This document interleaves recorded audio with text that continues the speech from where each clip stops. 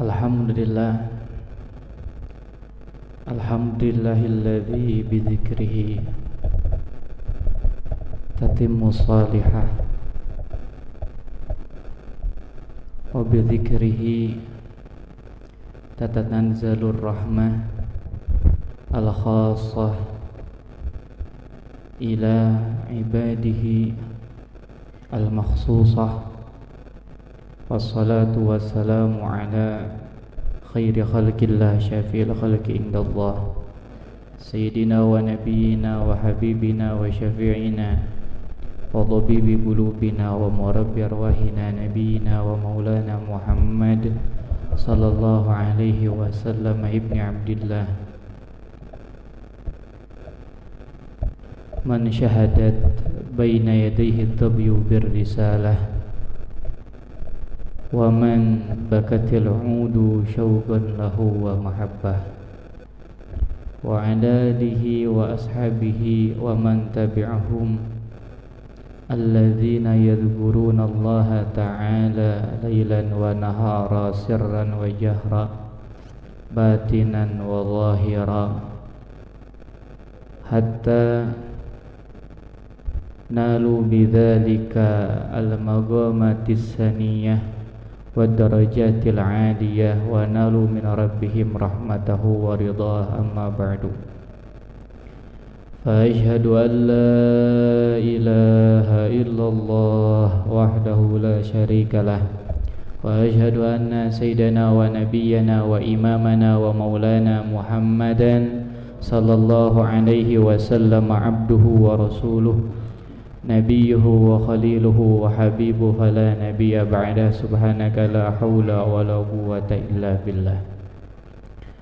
Alhamdulillah, pertama-tama yang sangat Al-Baqir muliakan guru kita semuanya Habibana Habib Mustafa Al-Madihaj, juga yang sangat saya muliakan guru kita semuanya Pangarsana Kiai Haji Cucu Saifullah, juga Pangarsana Kiai Haji Miftahuddin, juga Pangarsana Ustadz Ahmad Lagani yang sangat saya muliakan, yang sangat saya harap keberkahannya, yang sangat kita harap keberkahannya juga curahannya. Juga tidak lupa kita doakan beliau-beliau, juga khususnya Pangarsana Ustadz Abu Hasan yang beliau tidak bisa hadir di sini karena udzur sakit. Semoga Allah Subhanahu wa taala memberikan kesehatan kepada guru kita semuanya, juga memberikan kelancaran di dalam segala urusannya, urusan dunianya, urusan akhiratnya. Amin ya Allah ya rabbal alamin. Juga tidak lupa pula yang sangat saya doakan, yang sangat saya rindukan, jamaah majelis ta'lim rutinan bulanan di ini tempat, yang mana semoga Allah Subhanahu wa taala dalam keadaan seperti ini, dalam keadaan orang banyak yang bingung, orang banyak susah, orang banyak resah, orang banyak takut, kita semuanya, keluarga kita, orang yang kita cintai dihujani kasih sayang Allah, dihujani ketenangan dari Allah, dihujani rahmat dari Allah, dihujani cinta dari Allah Subhanahu wa taala. Amin ya Allah ya rabbal alamin. Alhamdulillah, para jamaah, kaum muslimin muslimat rahimakumullah, mukminin mukminat, orang-orang yang beriman kepada Allah dan Rasul-Nya, orang-orang yang muslim tunduk kepada aturan Allah dan Rasul-Nya, yakni Nabi besar Muhammad sallallahu alaihi wasallam. Kita bersyukur kepada Allah pada kesempatan kali ini bisa berkumpul dalam acara kita kembali normal. Kalau bahasa sekarang apa, new normal. Sebenarnya bahasa new normal bagi orang yang tadinya gak normal, akhirnya dibahasain lagi new normal. Tapi kalau bagi orang yang mana sebelumnya dia tetap normal, sebelum ada corona normal ibadah, Ada corona normal ibadah. Udah gak ada corona normal ibadah. Gak ada bahasa new normal.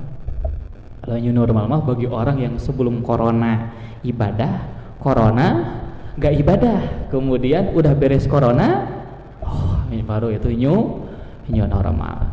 Kita mah diajarkan oleh guru-guru kita untuk menjadi orang yang normal. Orang normal kalau bahasa fikih disebutnya al-aqil, orang yang berakal. Normal, orang normal itu adalah orang yang berakal. Orang berakal dikategorikan oleh para habaib, diantaranya yang saya dengar daripada maha guru besar yang mulia Al-Habib Zain bin Semit mata'anallahu bituli hayati, juga Al-Habib Hasan Asy-Syatiri radhiyallahu ta'ala anhu, beliau mengkategorikan orang yang berakal. Orang yang berakal, yakni orang yang normal, adalah orang yang menjaga hukukullah, hak-hak Allah, dan menjaga hak makhluknya. Ini orang normal, menjaga hak Allah dan menjaga hak makhluknya. Kalau orang tidak menjaga hak Allah dan hak makhluknya, berarti orangnya gak normal. Coba diantaranya kita, tatkala ada seorang A membunuh si B, kita katakan orang tersebut normal atau gak normal? Normal atau gak normal? Oh, normal, mau bunuh segala gitu kan. Kamu normal atau enggak? Pakai akal kok? Oh ternyata katanya pakai akal gak? Enggak. Pakai apa? Hawa nafsu, amarah. Seseorang tatkala timbul kerusakan, pembunuhan, cacian, hasudan, tatkala itu yang menggerakkannya bukan akalnya, tapi yang menggerakkannya adalah apa? Hawa nafsunya. Seseorang kalau yang digunakan adalah akalnya, selamat. Orang di dalam hidupnya yang digunakan akalnya, selamat, bukan hawa nafsunya. Makanya tatkala kita keluar masuk ke alam dunia, di sana kita disuruh syahadat. Apa itu syahadat? Tauhid, mengesahkan Allah, asyhadu an la ilaha illallah wa asyhadu anna muhammadar rasulullah, lewat orang yang mengadanin kita. Mendengar syahadat. Ini tauhid. Tauhid, ilmu tauhid di dalam penamaan disebutnya adalah ilmu akli. Tauhid, kalau kita melihat belajar ilmu tauhid, tauhid itu adalah ilmu akal. Kalau orang akalnya sehat, yang dipakai di dalam kehidupannya akalnya bukan hawa nafsunya, pasti dia menemukan bahwa adanya Tuhan yang mengatur kehidupannya setelah menciptakannya. Akalnya akan menghukumi adanya Tuhan yang menggerakkan dirinya, adanya Tuhan yang memberikan rizki padanya, adanya Tuhan yang memberikan musibah dan nikmat padanya. Siapa yang menemukan? Akal. Yang menemukan adalah akal. Kalau orang di dalam kehidupannya dipakai akalnya, pasti selamat, gak akan sesat. Dari sini kita tahu terjadinya kesesatan-kesesatan, mulai daripada tidak tahu siapa Tuhannya, tidak yakin adanya yang menciptakan, mulai daripada salah sekarang memilih Tuhan, itu dia menemukannya bukan dengan akal, tapi dengan hawa nafsu yang menutupi akalnya. Hawa nafsu yang menutupi akalnya. Ciri khas orang, ciri khas manusia yang diciptakan oleh Allah, dia patut disebut manusia apabila dia memakai akalnya. Kalau seandainya akalnya gak dipakai, maka turun ke derajat yang bawah. Segala sesuatu dihadapi dengan hawa nafsunya, derajatnya bukan derajat manusia tapi derajat hewan.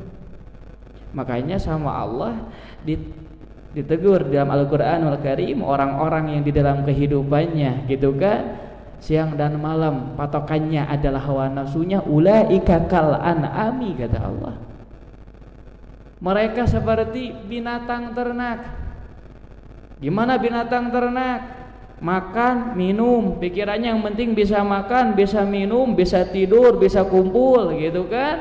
Udah, kalau mau makan, makan aja, gak ngurus mau tanah orang, gak ngurus mau makanannya milik siapa. Sekarang kita pernah melihat ada ayam datang ke tanah kita, punten saya mau lewat, lihat ada makanan di depan rumah kita, mohon saya ingin makan makanan kamu, saya izin. Ada seperti itu?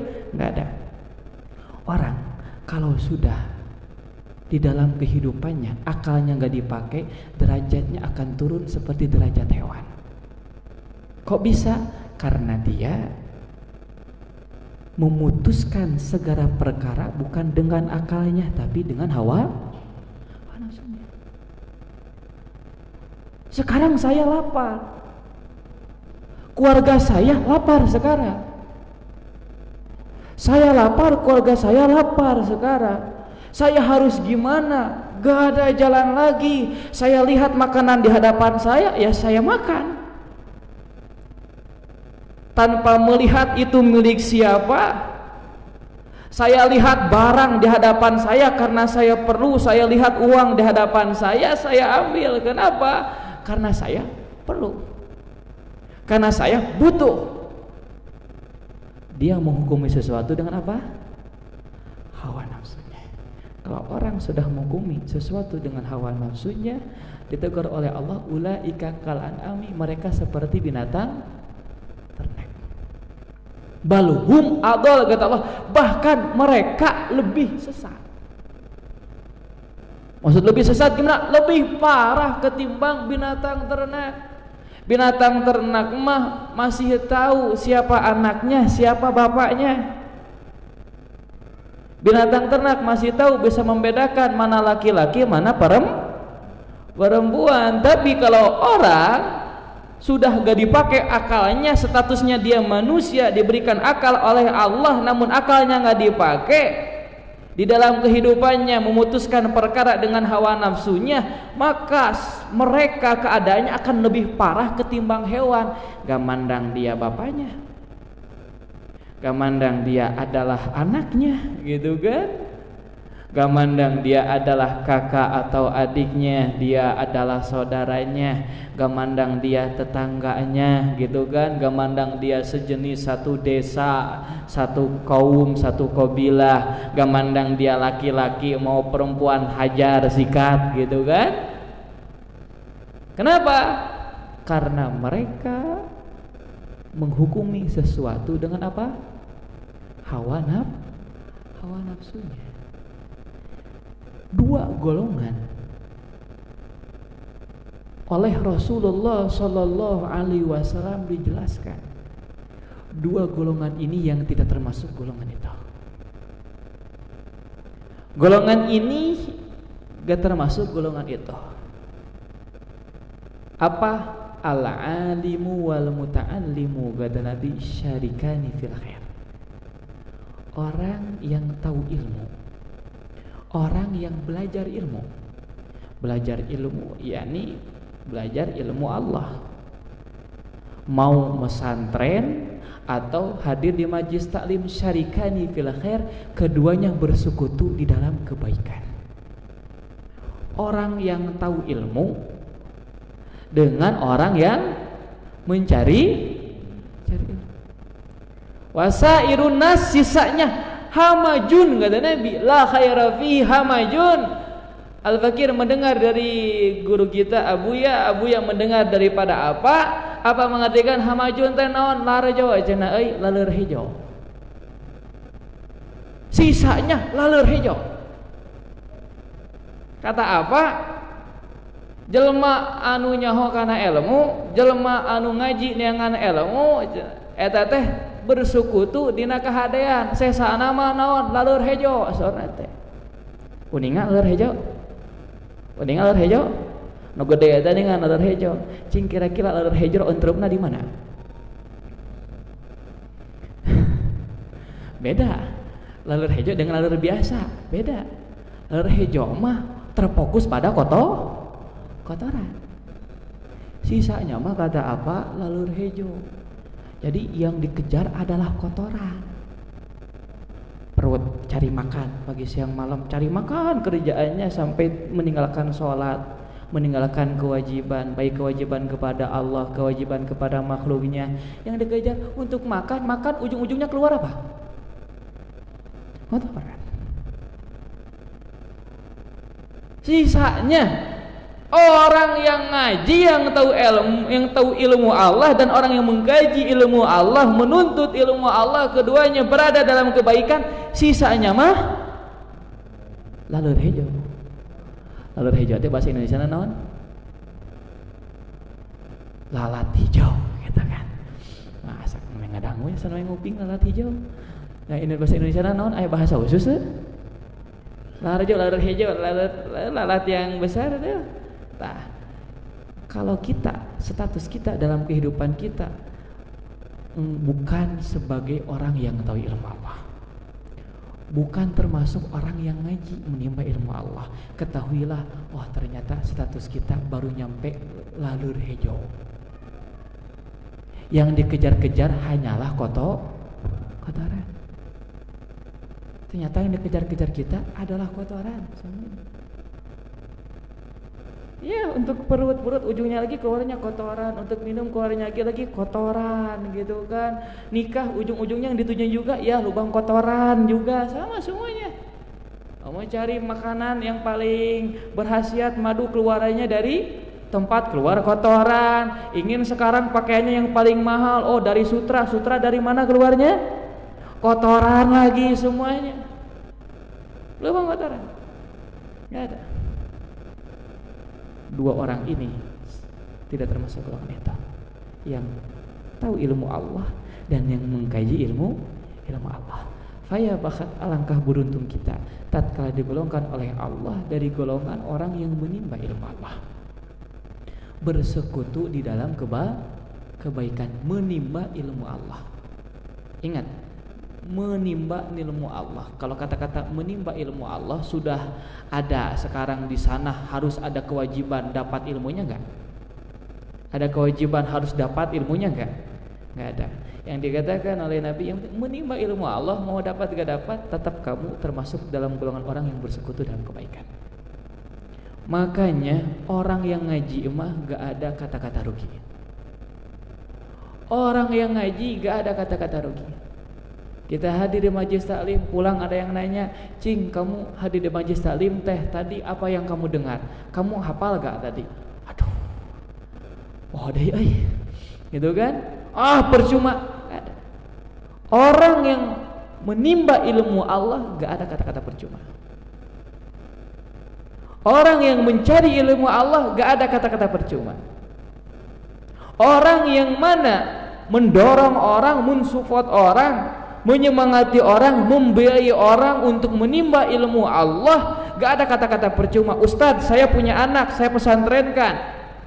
Setelah saya pesantrenkan 1 tahun, 2 tahun, 3 tahun, pulang, Ustadz akhlaknya masih kayak gitu, percuma dong saya ngeluarin uang, Ustadz. Kita mensekolahkan anak, masukkan anak ke pesantren, udah dimasukkan ke pesantren, ternyata hasil anak tidak sesuai dengan keinginan kita. Ustadz, percuma dong, gak ada. Gak ada kata-kata percuma. Kenapa? Karena uang yang kita keluarkan dahulu, pakaian yang kita keluarkan dahulu untuk anak-anak kita, bekal yang kita keluarkan dahulu untuk anak-anak kita, sudah ditulis oleh Allah sebagai bentuk perjuangan kita di dalam memperjuangkan ajaran Allah. Gak akan Allah rubah cuman dengan semata-mata hasil anak kita tidak sesuai dengan diri kita. Gak akan. Pahami, makanya orang mengkaji ilmu Allah gak ada kata syarikani fil khair, kata Nabi, bersekutu dalam kebaikan. Kalau ingin selamat, ngaji, pinter gak pinter, hafal gak hafal, selamat. Cuman kalau orang sudah berhenti ngaji, sudah gak selamat. Orang sudah berhenti ngaji gak selamat. Kenapa? Tanya, kamu sudah alim belum? Oh ternyata belum. Sekarang statusnya muta'alim bukan? Enggak, sekarang sudah pensiun. Wah celaka. Tapi kalau orang dia di dalam kehidupannya terus hadir di majlis taklim, meskipun satu ayat Al-Quran gak ketalar, hadis gak ketalar, tapi tetap duduk di majlis taklim, tetap mereka mendapatkan kebaikan. Cuman bahasanya bukan percuma, gak dapat pangkat yang sempurna.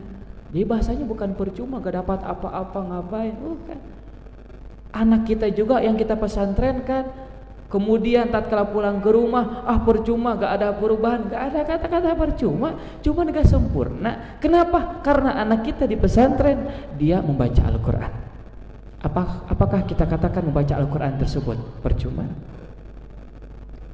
Dia bertasbih, berzikir, apakah kita katakan tasbihnya, zikirnya percuma?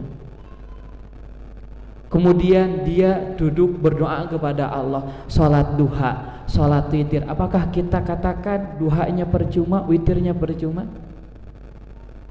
Ustadz, anak saya pulang pesantren ternyata saya lihat gak sholat tuh, gak sholat witir, percuma dong saya pesantren kan, ngapain di pesantren? Gak ada kata-kata percuma.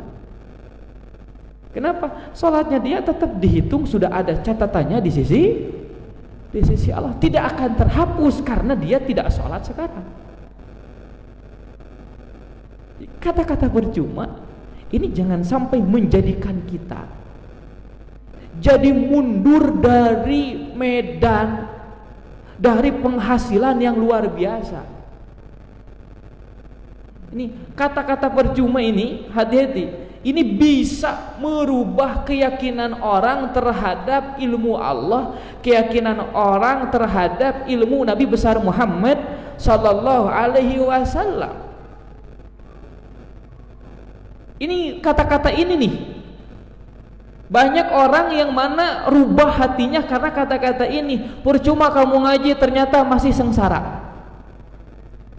Oh, kamu ngaji tapi rezeki kamu masih seperti itu aja gitu kan. Oh, kamu ngaji, hidupan kamu masih seperti itu aja, gak rubah-rubah. Percuma dong kamu ngaji. Ingat, hati-hati, jangan sampai goyah hati kita, jangan sampai goyah pemikiran kita dengan kata-kata percuma ini yang keluar daripada mulut orang yang gak paham terhadap nilai beribadah kepada Allah, yang tidak paham terhadap nilai beribadah kepada Allah. Semuanya akan paham apabila sudah masuk alam kubur, baru dia paham nilai saya duduk 1 detik saja di majlis taklim, ternyata nilainya tidak terbandingi. Duduknya saja ternyata gitu kan tidak tertandingi. Habib Umar bin Hafid Al-Bakir sering sekali mendengar dari guru Habib Umar bin Hafid kalau sedang nasihatin santri, demi Allah, kelak tatkala di alam mahsyar gitu kan akan terlihat mimbar yang bercahaya di mana semuanya terpukau melihatnya. Ternyata itu mimbar Allah siapkan untuk orang yang duduk di majlis taklim. Dan tatkala itu semuanya akan menyesal di masa hidupnya yang luput 1 detik gak hadir di majlis taklim, mereka menangis saat kali itu. Ternyata duduk di majlis taklim derajatnya luar biasa. Tidak semuanya bisa. Orang yang kuat duduk, kuat ngaronda. Saya kuat ngaronda, berang beting ngaronda, diuk berijeng itu pindah-pindah, aya udud, aya kopi.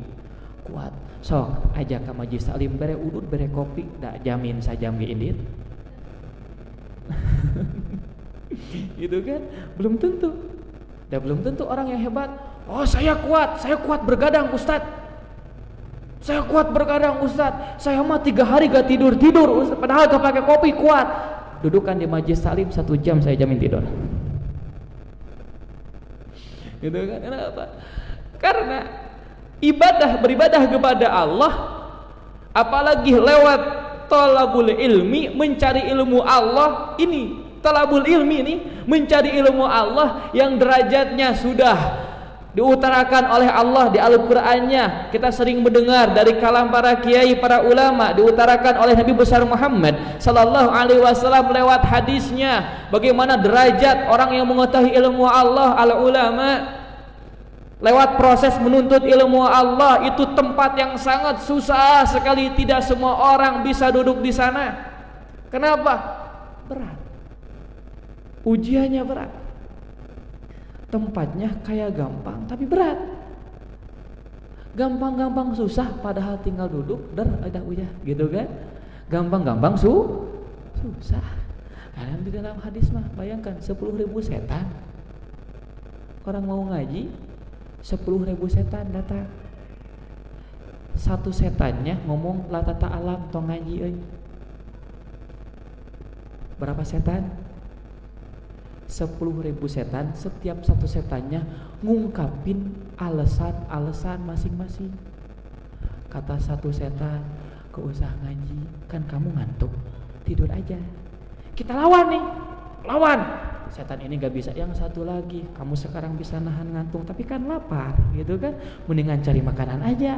Lawan lagi, terus. Makanya kalau orang ngaji itu 1000 alasan pasti ada. Ngedadak 1000 alasan jadi ada. Ini membuktikan hebatnya majelis ilmu, tidak sembarangan orang bisa duduk di sana. Ingat, majelis ilmu adalah majelis yang sangat hebat, sangat luar biasa, tidak sembarangan orang bisa duduk di sana. Kenapa? Kita sendiri merasakannya. Apabila ingin ke sana 1000 alasan datang menghampiri. Tadinya gak sakit biasa, tadinya biasa-biasa saja, giliran ke majelis taklim ada saja kerasa, aduh ngadadak lieur ya teh, aduh ngadadak nyeri beteng gitu kan, ngadadak ini, ngadadak itu, ngadadak encok mah, ngadadak sakit mah gitu kan. Ini menunjukkan majelis taklim bukanlah majelis yang bisa didatangi oleh sembarangan orang. Betul ternyata sabda Rasulullah sallallahu alaihi wasallam, "Man yuridillahu bi khairan yufaqihu fiddin." Siapa orang yang dikehendaki oleh Allah, dikehendaki, yang dipilih. Tahu kata-kata dipilih? Tahu kata-kata dikehendaki? Tahu kan kata-kata dipilih? Kira-kira kalau tatkala semuanya kumpul seperti ini, kemudian ada satu orang yang terpilih, kira-kira yang terpilih orang biasa atau orang yang luar biasa? Orang yang punya keunggulan atau gak punya keunggulan? Punya keunggulan kan? Ini kata-katanya orang yang dipilih oleh Allah, orang yang dikehendaki oleh Allah mendapatkan kebaikan, yufaqihu fiddin, akan Allah berikan pemahaman tentang ilmu agama Allah. Pemahaman tentang ilmu agama Allah dapatnya di mana? Ya di tempatnya, di majelis taklim. Makanya gak semua orang bisa hadir di majelis taklim. Dan camkan di hati kita, camkan di hati kita, anugerah yang besar dari Allah ini kita pegang, kita syukuri. Kita pegang, kita syukuri, alhamdulillah. Apalagi sekarang masih banyak tempat-tempat yang susah, masih belum bisa dibuka. Banyak tempat-tempat yang masih belum bisa dibuka untuk mengadakan acara seperti ini. Kita alhamdulillah sudah bisa. Kita bersyukur kepada Allah. Ini nikmat yang sangat luar biasa. Ingat, majelis taklim bukan majelis sembarangan. Banyak para ulama Allah yang ingin mati di majelis taklim, termasuk yang saya dengar Al-Habib Salim Asy-Syatiri mantan Nabi Hayatih, Habib Hasan Asy-Syatiri mantan Nabi radhiyallahu taala anhu. Kemudian seperti Habib Abuya Muhammad Al-Maliki, Habib Maliki itu, maka beliau keinginannya mati wafat dalam keadaan mengajar santri, dalam keadaan ngaji. Ingin wafat itu dalam keadaan ngaji. Makanya meskipun sakit seperti apapun tetap ngaji, manggil muridnya ke kamarnya tetap ngaji gitu kan. Tahu, padilah majelis taklim sungguh luar biasa. Majelis taklim itu gimana Ustaz? Gitu kan? Itu kan di kamar. Pokoknya tempat yang kita membahas ilmu di sana itu adalah majelis taklim. Mau itu di masjid, mau itu di rumah, gitu kan? Mau itu di musola, di mana kita menggelar kajian ilmu di sana, itulah majelis taklim. Itulah majelis taklim. Kita punya kamar, jadikan majelis taklim. Kita punya ruang tamu, jadikan majelis taklim. Kita punya kolam renang, jadikan majelis taklim. Subhanallah, ini yang Al-Bagir terima, saksikan langsung dari Abuya. Al-Bagir, Abuya, santri-santri kalau ngaji itu sampai di ruang tamu ngaji. Akhirnya udah gak, tempatnya kecukup, kamar ngaji dijadikan tempat ngaji, sampai kolam renang dijadikan tempat ngaji. Kuras dulu airnya, ngaji di dalam. Enggak semuanya. Kenapa? Karena tempat yang sudah dijadikan majelis taklim, dia menjadi saksi setiap perbatunya, tanahnya, kelak yaumul qiyamah akan menjadi saksi di sisi Allah bahwa kita pernah beribadah kepada Allah di sana. Ini tanah, bahwa kita pernah beribadah kepada Allah di sana. Alangkah bahagianya orang yang memakai semua tempatnya, fasilitasnya untuk menggelar kajian ilmu Allah di sana, untuk digelar zikir kepada Allah di sana, digelar tasbih kepada Allah di sana. Jadikanlah tempat kita tempat-tempat yang digelar kajian di sana. Mobilnya semuanya gelar kajian di sana. Di mobil yang ngaji, di pesawat yang ngaji. Saya kalau sama Abu ya diajak pergi kemana-mana, diajak ke pengajian. Di mobil itu suruh baca kitab. Saya pernah ke Temboro, bukan ke Temboro, ke pesantrennya Gus Dur itu di mana? Itu Bireng ya. Saya pernah sama Abu ya datang ke sana, mulai dari Sumedang sampai Kutu Bireng, balik lagi hatam 2 kitab setengah. 2 kitab setengah saya hatam.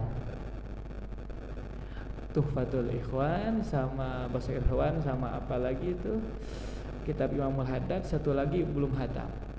2 kitab setengah saya hatam. Perjalanan cuma 2 hari. Kenapa?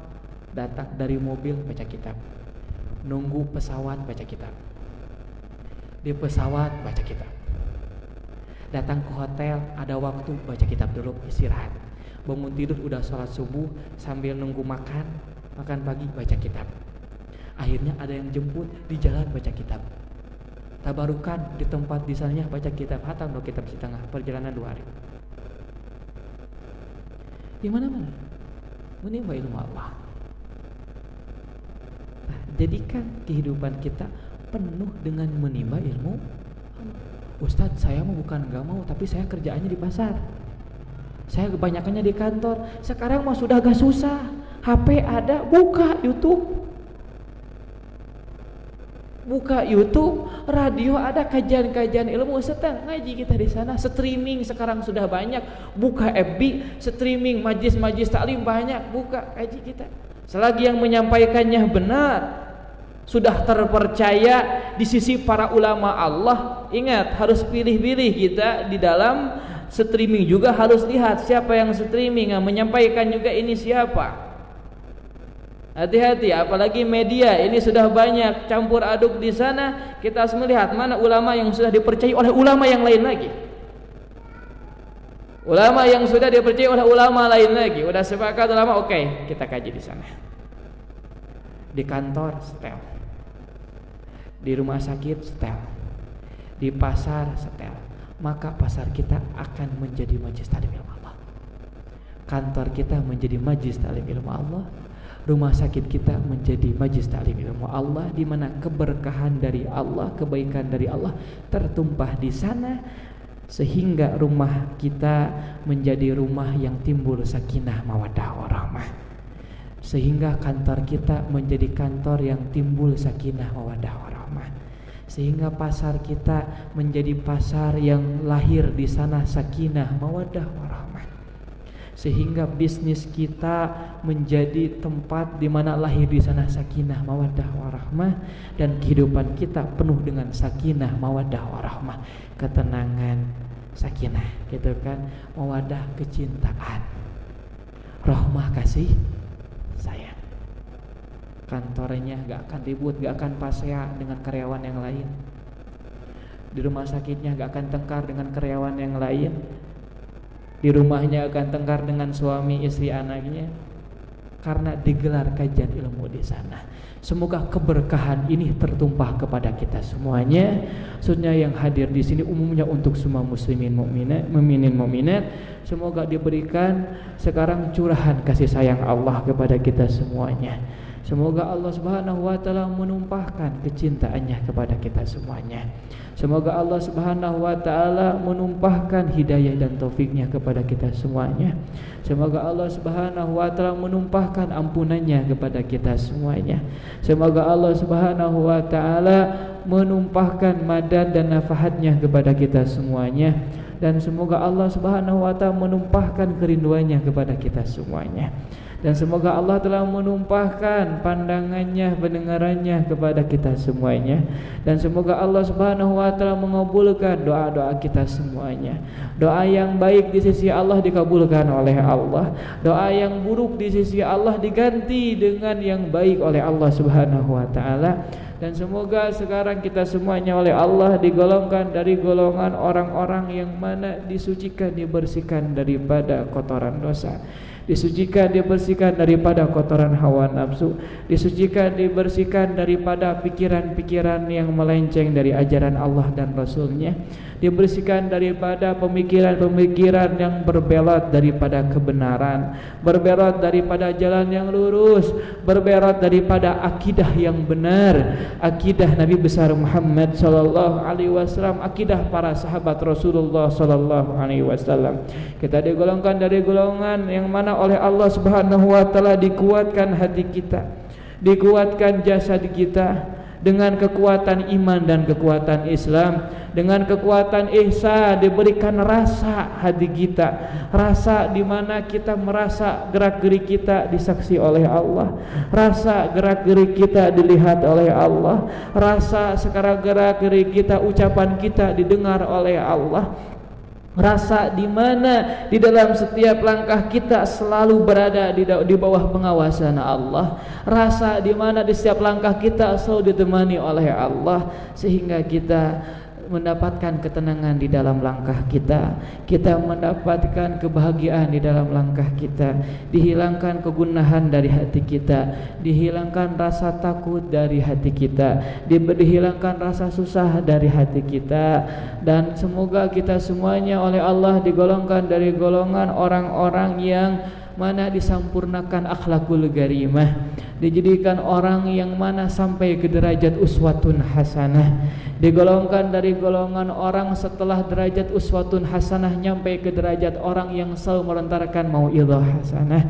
Dan semoga kita digolongkan daripada golongan orang yang hidup kita, gerak-gerik kita, rumah tangga kita penuh dengan kita disolehkan oleh Allah, suami kita disolehkan oleh Allah, istri kita disolehkan oleh Allah, keturunan kita disolehkan oleh Allah, ahli desa kita disolehkan Allah.